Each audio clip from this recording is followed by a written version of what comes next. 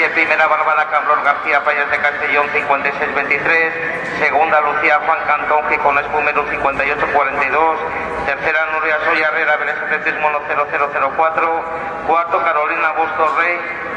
del Grupo Cultura Covadonga 10033, segunda serie, primera Mónica Álvarez Alonso del Grupo Cultura Covadonga 58-17, segunda Anaí Soto González Gijón Atletismo 59-84, tercera Elsa Álvarez Alonso